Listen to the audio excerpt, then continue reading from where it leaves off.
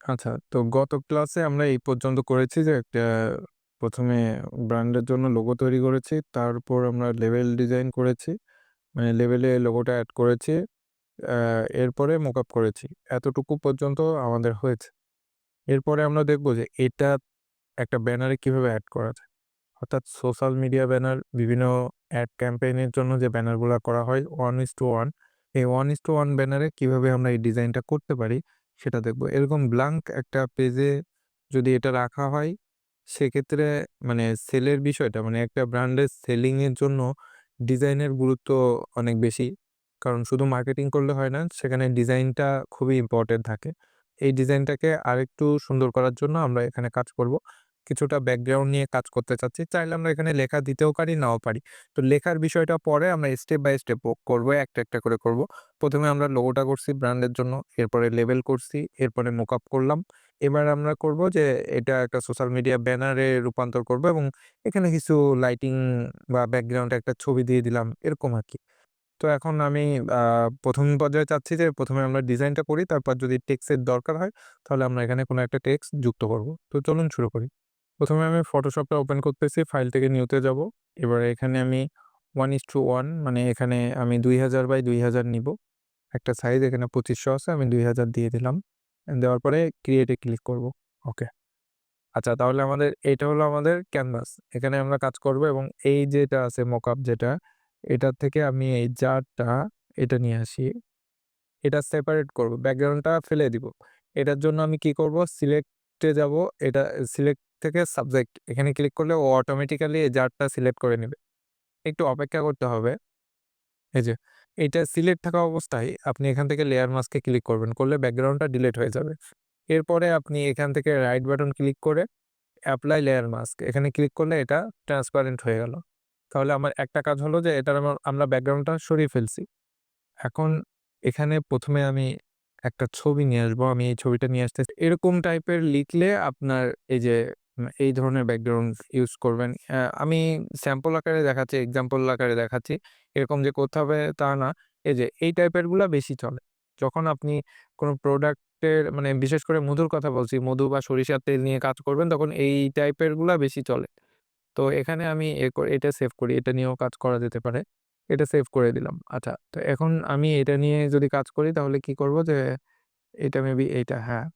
তো আমি ২ টা নিবো। একটা নিবো এটা ড্রাগ করে টান দিয়ে আমি ফটোশপে এনে ছেড়ে দিব। ফটোশপে এনে ছেড়ে দিব।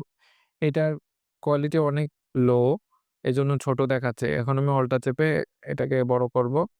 করে আমি এখানে এন্টার দিলে কিছুটা কোয়ালিটি ফিরে আসবে। কিন্তু এই কোয়ালিটিটাকে স্কেল করা যায় অনলাইন থেকে।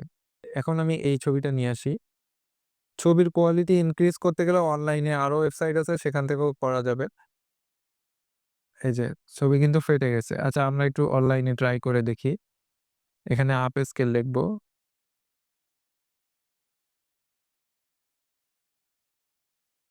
সবগুলা আমি ওপেন করতেছি। সবগুলা ওপেন করার পরে আমি এখান থেকে এটা আপলোড দিলাম। আরেকবার দেই। এই যে প্রসেসিং হচ্ছে। আরেকটাতে দিয়ে দেখি। মানে যেটা থেকে ভালো রেজাল্ট পাওয়া যায় আরকি।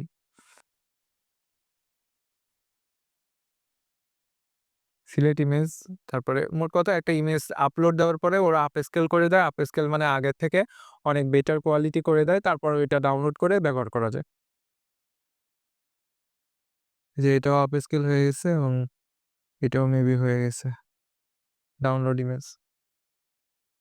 আচ্ছা, এর কোয়ালিটিটা ভালো আছে। আমরা এটা এখান থেকে ফটোশপে নিয়ে যেয়ে এখানে দিয়ে দেই এবং অল্টা চেপে এটা বড় করি। বিষয়টা যদি বুঝতে না পারেন আমি একটু জুম করে দেখাই। এটা খুবই গুরুত্বপূর্ণ। কারণ একটা ডিজাইন করতে গেলে ছবির কোয়ালিটি খারাপ থাকলে ডিজাইনটা ভালো আসে না। তো আমি একটু জুম করে দেখাই। এটা হলো বর্তমান আপ স্কেল করার পরে, আর আগে ছিল এটা।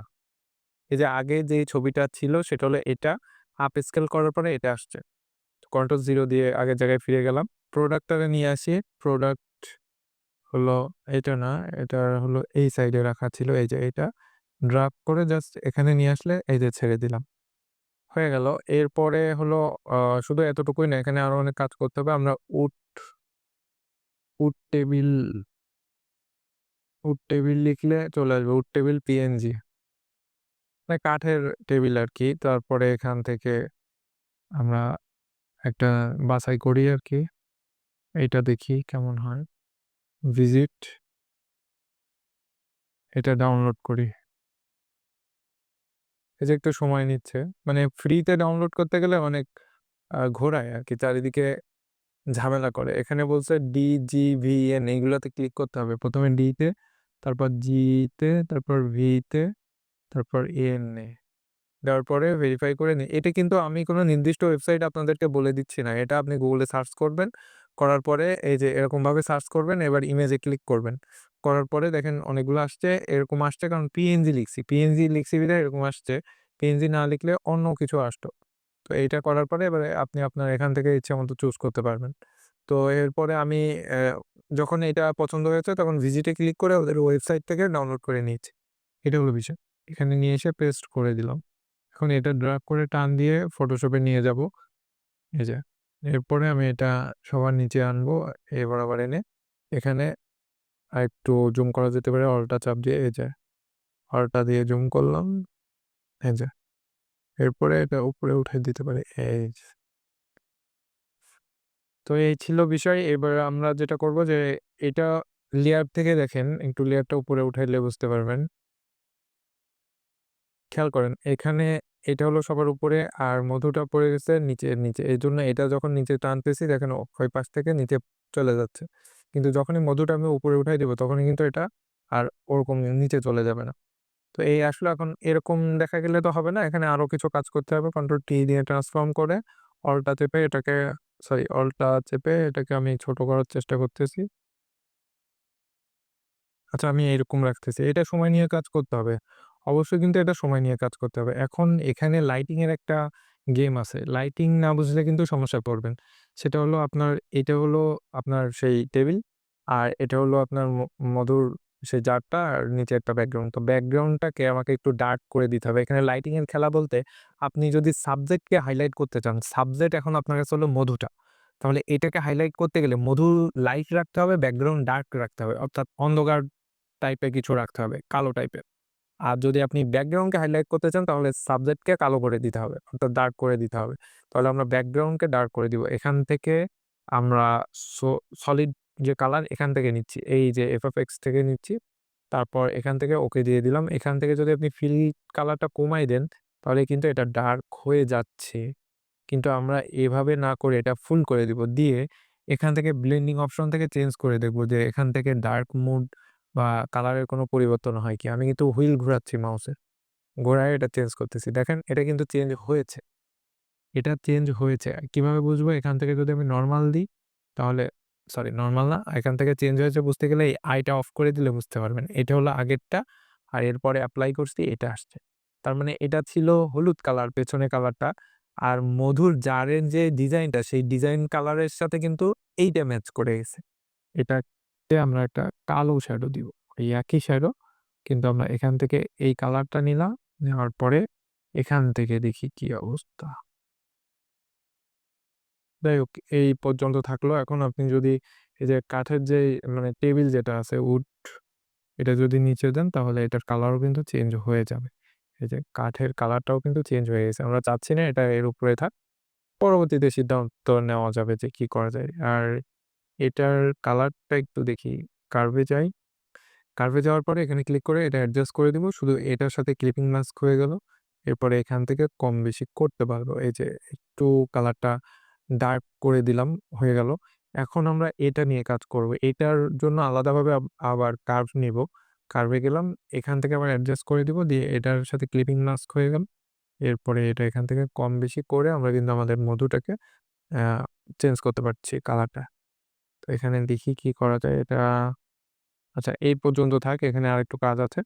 সেটা হলো আমাদের এই যে এইটার উপরে মানে আমাদের যে টেবিলটা আছে এটাতে ক্লিক করে এখান থেকে একটা নতুন ব্ল্যাক লেয়ার নিলাম। এই লেয়ারটা এর উপরে যাবে। এখান থেকে রিলিজ ক্লিপিং মাস্ক করে দিলাম। এইটা একদম কিন্তু ব্ল্যাক লেয়ার। এটাতে ক্লিক করে ব্রাশে ক্লিক করব। করে আমার কালো কালারটা সিলেক্ট থাকতে হবে। এটা কিন্তু আমরা শ্যাডো করব এটার জন্য এবং কিবোর্ডে 3rd ব্র্যাকেট ক্লিক করলে এটা ছোট বড় করা যাবে। তো এখানে এসে আমি যদি ক্লিক করি তাহলে মনে হয় এখান থেকে শ্যাডোটা তৈরি করা যাচ্ছে। এই যে যথেষ্ট পরিমাণ দেওয়া হয়েছে এবং এখানে এ এটাই পারফেক্ট এবং আরেকটা একটা তো নিয়েছি এবং আরেকটা ব্ল্যাঙ্ক লেয়ার নিলাম। নেয়ার পরে আবার ব্রাশে ক্লিক করব এবং এখান থেকে রাইট বাটন ক্লিক করে এটা একটু বড় করে দিব। একটু বড়। দেখেন এখানে গোলটা কিন্তু বড় হয়ে গেছে। আগে ছোট ছিল। এখান থেকে ছোট বড় করা যায়। এখান থেকে যদি আপনি একদম গোলটা বড় করে দেন, স্লাইডারটা চেপে ধরে টান দিলে বড় ছোট করা যায়। এই যে গোল হয়ে গেছে। তো এটা আমি এরকম সরি এটা আবার মুভ করা যায়, রোটেট করা যায়। এরকম রাখতে চাচ্ছি, রেখে এরকম দিতে চাচ্ছি। এটার জন্য এভাবে দিয়ে আমি এটা বড় করে এখানে একটা ক্লিক দিলাম। তারপরও উম মানে দেখতে কেমন লাগতেছে সেটা দেখার জন্য আরকি। আচ্ছা এটা অনেক বেশি হয়ে গেছে। রাইট বাটন ক্লিক করে এটা আরো ছোট করি। আচ্ছা এখন ক্লিক দিলে বোঝা যাবে হ্যাঁ। এই যে এটা একটু বড় করে দিই, দিয়ে এবার আবার দিয়ে দিলাম। অথবা এবার আবার দিয়ে দিলাম। তো এই ছিল বিষয়। এখন আপনি চাইলে এখানে আরো কিছু করতে পারেন। সেটার জন্য এখানে যে মৌমাছিগুলো আছে এটাও আপনি এখানে রাখতে পারেন। এটা সুন্দর লাগবে। এইটা আনলক করলাম যেটা নিয়ে কাজ করতেছিলাম সেটা আনলক করছি। এখানে ক্লিক করে একটা ক্লিক করলাম। এবার শিফট চেপে ধরে ১ম এ ক্লিক করব। তারপরে কন্ট্রোল শিফট অল্টা ই এটা দিলে পুরো ছবিটা মিলে একটা হয়ে যাবে। পুরো ছবিটা মিলে একটা ছবি হয়ে গেল। এখন আমরা ফিল্টারে যাব। এখান থেকে ক্যামেরা র ফিল্টারে যাব। এখান থেকে আমাদের ছবিটা রিসাইজ করতে হয় আরকি। রিসাইজ বলতে সরি আমি যেটা বলতে চাইছি যে কালারটাকে ব্যালেন্স করা যায় এখান থেকে। তো ১ম এ আমরা এখান থেকে এক্সপোজারটা কম বেশি করি। মানে এখান থেকে রেঞ্জগুলো কম বেশি করে আপনি একটু ছবিটার লুকটা চেঞ্জ করতে পারবেন। এটা বলে দেওয়ার কিছু নেই যে এটা এতটুকু বাড়াইতে হবে, এটা এত পার্সেন্ট বাড়াইতে হবে। আপনি এই স্লাইডার বলে এটাকে। এটা চেপে ধরে টান দিলে আপনি এটা এর পরিবর্তনটা দেখতে পাবেন। এই যে দেখছেন ছবিটা অনেকটা পরিবর্তন আসতেছে। তো এরকমভাবে আরকি চেঞ্জ করতে হবে। তো আমি এটা আমার মতো করে করতেছি। আপনি যখন আপনার ডিজাইনটা করবেন আপনি আপনার মতো করে করবেন। তো আমি এই লাইটটা নিয়ে কাজ করব ১ম এ, তারপরে কালার, এরপরে স্টেপ বাই স্টেপ করতে থাকবো। হাইলাইট যেটা আছে এটা হলো যেখানে আলো বেশি সেই জায়গাটা কম বেশি করে। তো হাইলাইটটা আমি একটু কমায় দিলাম। শ্যাডো হলো যেখানে অন্ধকার বেশি সেই জায়গাটা কম বেশি করে। তো শ্যাডোটাও আমি একটু কমায় দিচ্ছি। কারণ আমার মধুটাকে হাইলাইট করতে হবে। অন্য অংশটুকু যা হোক সমস্যা নেই।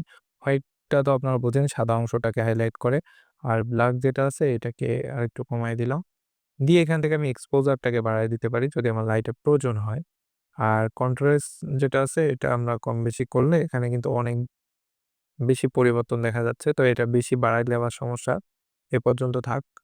আর এরপরে কালার যেটা টেম্পারেচার আমরা এখান থেকে চেঞ্জ করে মধুর পুরো ইন্টারফেসটা কিন্তু চেঞ্জ হয়ে যাচ্ছে। কারণ দেখেন এখানে একটু গ্রিনিশ টাইপটা এড করাতে এটা কিন্তু একটা অন্যরকম ফিল হচ্ছে। এরপরে টেক্সচার যেটা আছে এটা যদি আপনি কম বেশি করেন, মোট কথা স্লাইডার দিয়ে কম বেশি করলে বুঝতে পারবেন। এইটা একটু ঘোলাটে দেখাচ্ছে। দেখেন হানি যে লেখাটা আছে ওই লেখাটার দিকে আপনি খেয়াল করলে বুঝতে পারবেন। সেটা একটু ঘোলাটে দেখাচ্ছে, এটা একটু বেশি ক্রিস্টাল ক্লিয়ার দেখাচ্ছে। তো এই ছিল আরকি বিষয়। এটা একদম যে ফুল করে দিতে হবে তা নয়। এটা আপনি আপনার মতো একটু রেঞ্জটা কম বেশি করলেন। ক্লিয়ারিটিটাও একটু কম বেশি করলাম। এখন আমি এখান থেকে ওকে দিলাম এবং এটা আগের আর এটা পরের। লেয়ারে ক্লিক করলাম। করার পরে আমরা যে ছবিটা নিয়ে কাজ করেছি সেটা হলো এটা। এটা যদি আমরা আই অফ করে দিই এটা হলো আগেরটা। মানে ক্যামেরা র ফিল্টার থেকে যেটা করছি সেটা হলো এটা। আর এটা হলো আগের ছবিটা। তো এটাই আমার কাছে মনে হচ্ছে ঠিক আছে। এই ২ টা থেকে আমরা ইচ্ছামতো এড চালাতে পারবো। তবে আমার কাছে এটা বেটার মনে হয়েছে। কারণ এখানে যদি আমি কোনো হোয়াইট কালারের লেখা দেই, ধরেন এই যে লেখাটা আসছে লরেম ইপসাম এইটাকে আমি যদি সুন্দর করে দেই,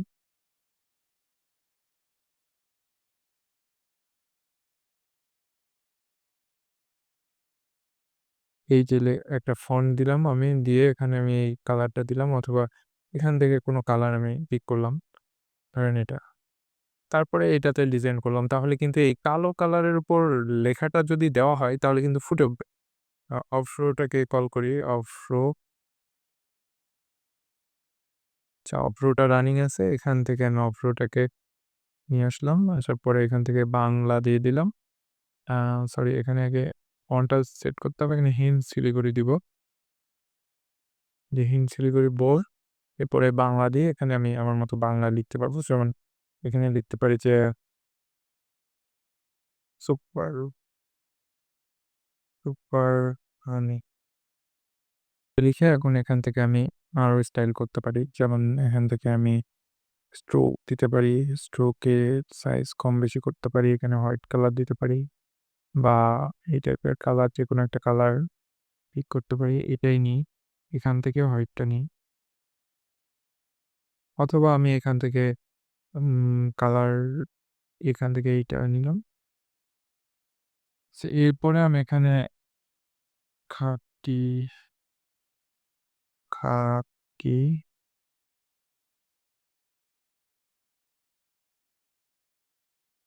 মধু এটা লিখে দিলাম। কন্ট্রোল কি এখান থেকে